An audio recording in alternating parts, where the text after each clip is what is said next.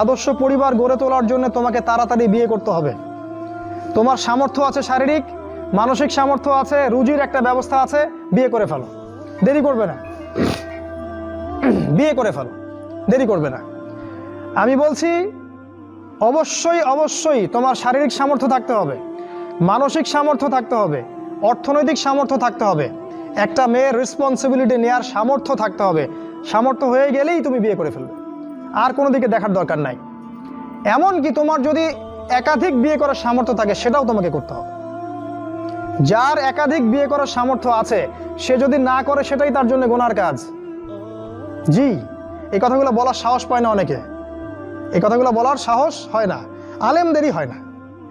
দুইটা বিয়ে করলে মানুষ আবার কি মনে করবে, আমার মনে হয় চরিত্রের সমস্যা ইত্যাদি ইত্যাদি। আরে বোকা, তাহলে কোরআনের মধ্যে 4টা বিয়ের কথা আসলো কেন? আল্লাহ বা কি এমনি এমনি আয়াত নাজিল করলেন নাকি?